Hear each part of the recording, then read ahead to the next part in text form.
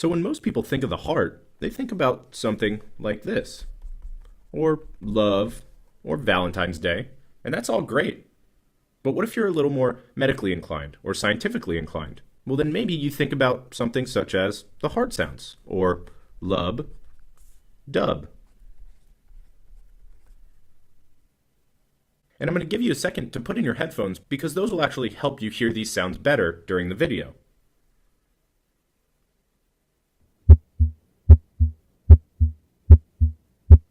And so you can hear those normal heart sounds. But what happens if maybe when you visited your cardiologist, he or she heard something extra while they were listening to your heart? Well, maybe they told you that you have a murmur. And so keep those headphones in because I'm going to play you one of the more common murmurs. You'll notice that you actually hear the lub and the dub, but in the middle you actually hear this whooshing or blowing sound. So what's a murmur? Well, it's really pretty simple. It's actually just the sound of turbulent blood flow. And when we say turbulent, all we mean is the same thing that we mean when we talk about a turbulent plane ride, rough. So it's the sound of rough blood flow through a cardiac structure. And in particular, we're going to be talking about the valves. And so this is a good time to remind you that we have 4 valves in the heart. And those are the mitral, the tricuspid, the aortic, and the pulmonic.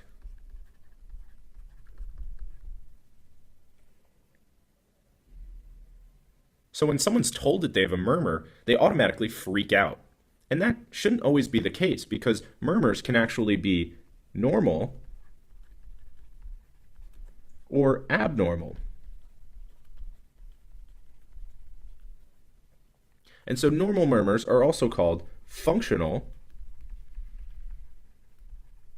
or innocent murmurs. And abnormal murmurs are also called pathologic murmurs.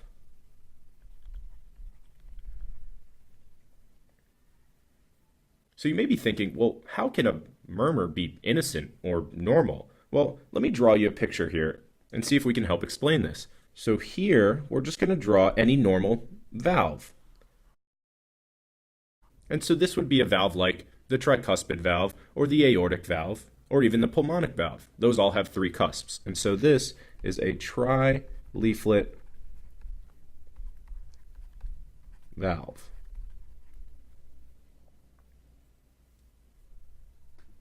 And so in a normal or functional murmur, you simply have an increase in flow.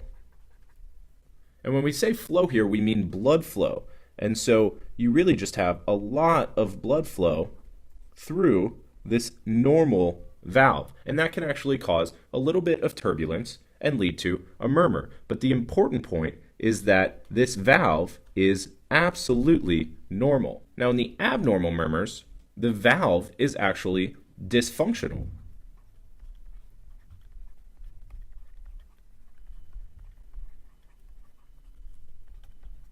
And that is what's causing the turbulent blood flow and murmur. And so instead of it being nice like this, well, maybe you have a little situation like this. Or maybe some of these edges are scarred up or old and not working correctly. And so now either not enough blood can get through, or blood can actually leak back when it's not supposed to. And so again, it's really important to know that in this case, the valve is what is abnormal. And so in abnormal murmurs, the valve can be dysfunctional in one of 2 ways. And the first is that the valve can be stenotic, or you can have a situation of stenosis. And the other is called regurgitation. And you'll also see this as insufficient.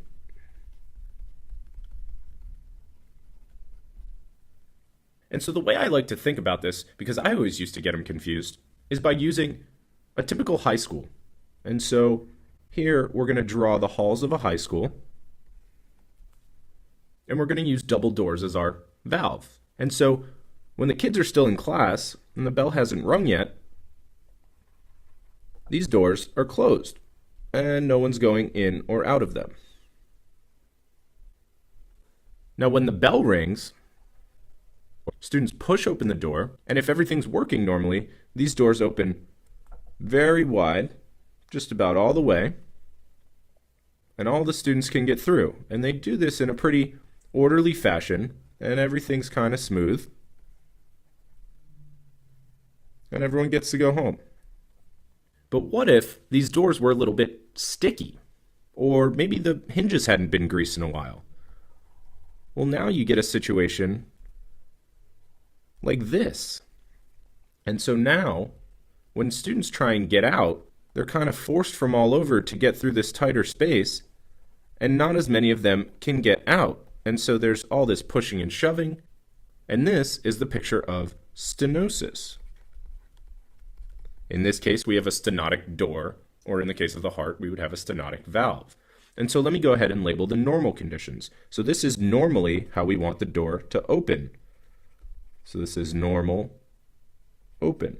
And then this is normally how we want the door to close. So this is normal, closed.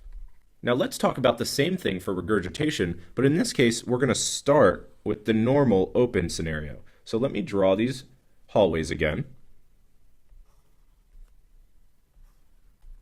So in the normal open situation, remember these doors are all the way open, and we're going to assume this is a little bit later in time, and so that the kids are actually a little bit further ahead here.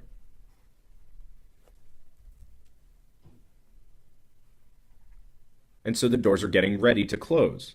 Now once those kids have left, we need the doors to close properly so that no one else can get back in. And so normally these doors will close and no one can get back in even if they want to. And you'll see these are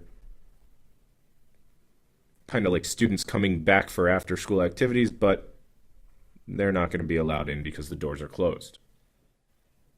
Now what happens if these doors become a little floppy? Well, now let's say maybe one comes back to normal, but the other one overshoots or something like that. And the details of that are not important, but what is important is that you now have this little pathway through which students can kind of get back through, but not many, and there's still some pushing and shoving. And so this is the case of regurgitation.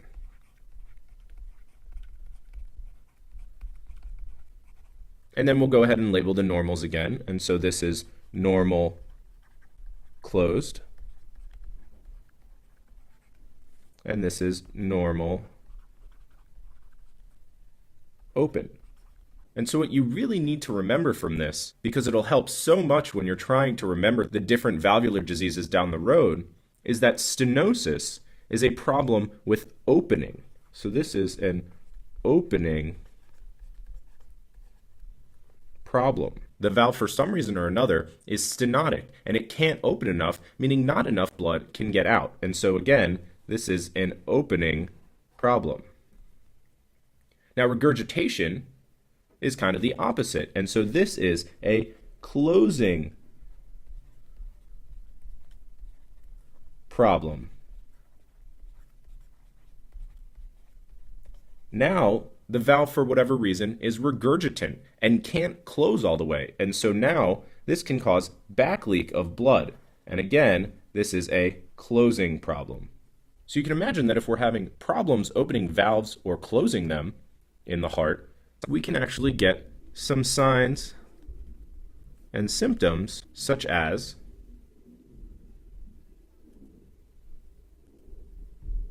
fatigue. And you can see this guy laying down and not feeling so well.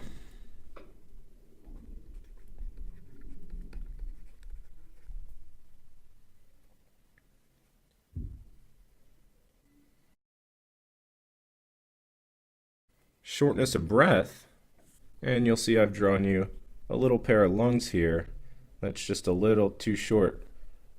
And finally, swelling.